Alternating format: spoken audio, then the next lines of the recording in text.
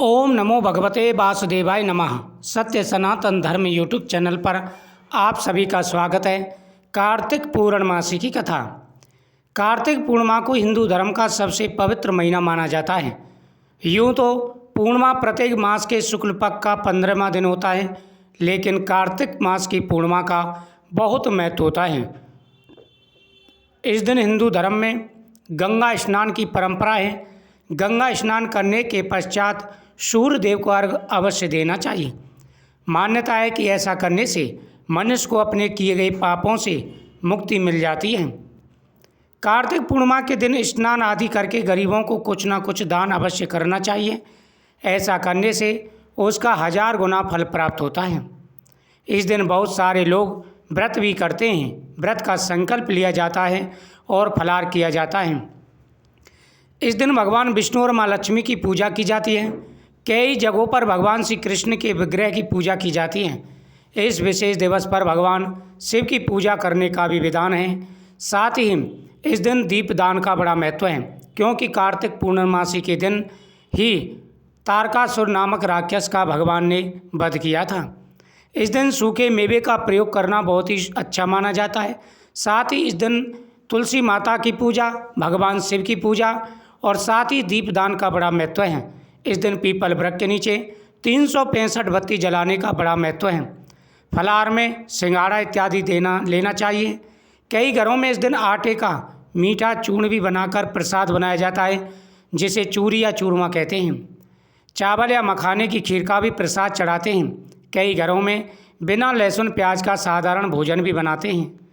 कार्तिक पूर्णिमा के दिन भगवान की पूजा का अनंत गुना फल प्राप्त है, क्योंकि कहते हैं कि कार्तिक पूजा इसके बाद भगवान शिव की आराधना करें और उन्हें कार्तिक मास के पूरे महीने में फल प्राप्त होता है। गंगाजल चढ़ाएं। पूरे महीने का फल सिर्फ एक दिन कार्तिक पूर्णमासी के दिन ही प्राप्त हो जाता है। कार्तिक के महीने में उड़द, मूंग, मसूर, चना, मटर, राई खाना वर्जित माना जाता है। कार्तिक मास के पवित्र महीने में मांसाहार का सेवन नहीं करना चाहिए। कहा जाता है कि कार्तिक माह भगवान विष्णु को बेहद ही प्रिय है। कार्तिक के पूरे महीने का नियम निभाने के बाद में फिर पूर्णमासी के दिन उद्यापन किया जाता है। एक पौराणिक कथा के अनुसार तारकासुर नामक एक राक्षस था। उसके 3 पुत्र थे, तारकक्ष, कमलाक्ष और विद्युतमाली। तारकासुर बहुत ही बलवान था। उसने धरती व स्वर्ग पर अपना आतंक मचा रखा था, जिससे परेशान होकर देवताओं ने भगवान शिव से उसका अंत करने के लिए प्रार्थना की। यानी तारकासुर इतना बलशाली था, उसने सभी देवताओं को जीत लिया, स्वर्ग पर अधिकार कर लिया। सभी देवताओं का कार्य वह स्वयं करने लगा। तो सभी देवता परेशान होकर के भगवान शिव के पास गए और कहा, प्रभु तारकासुर बहुत बलशाली है, वह किसी से मारा नहीं जा रहा, कृपा करके आप ही उसका वध कीजिए। उनकी प्रार्थना सुनकर भगवान शिव ने तारकासुर का वध किया। इससे देवता बड़े प्रसन्न हुए। उसके 3 पुत्रों को यह सुनकर बड़ा दुख हुआ और उन्होंने इसका बदला लेने के लिए ब्रह्मा जी की घोर तपस्या की। उनकी तपस्या से प्रसन्न होकर ब्रह्मा जी ने तीनों से वरदान मांगने को कहा। तीनों ने ब्रह्मा जी से अपने अमर होने का वरदान मांगा। ब्रह्मा जी ने अमरता के अलावा कोई दूसरा वरदान मांगने को कहा। जब तारकासुर का वध हो गया तो उनके 3 पुत्र थे, जो तारकक्ष, कमलाक्ष और विद्युतमाली। तो उन्होंने भगवान ब्रह्मदेव की कठोर तपस्या की और उनसे कहा कि आप हमें अमर कर दीजिए। ब्रह्मदेव बोले कि अमर किसी को नहीं किया जाएगा, आप कोई दूसरा वरदान मांग सकते हैं। तीनों पुत्रों ने जब यह बात सुनी, उसके बाद तीनों ने कुछ देर तक इस पर विचार किया और फिर ब्रह्मा जी से कहा, आप 3 अलग अलग नगरों का निर्माण करें, जिसमें सभी बैठकर पूरी पृथ्वी और आकाश में घूम सकें। 1000 साल बाद जब हम मिलें तो हम तीनों के नगर मिलकर एक हो जाएं। जो देवता तीनों नगरों को एक ही बाण से नष्ट करने की क्षमता रखता हो, वही हमारी मृत्यु का कारण बने। उन सब की नज़र में यह एक असंभव कार्य था।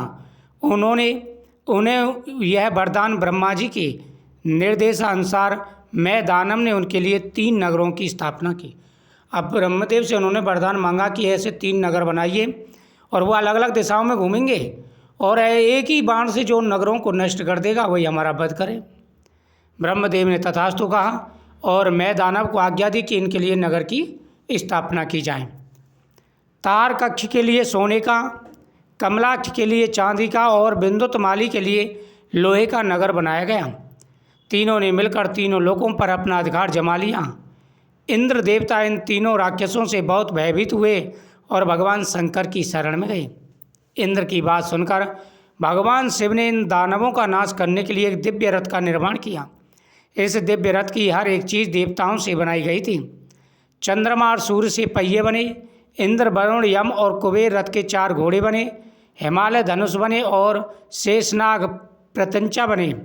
भगवान शिव खुद बाण बने और बाण की नोक अग्निदेव स्वयं बने।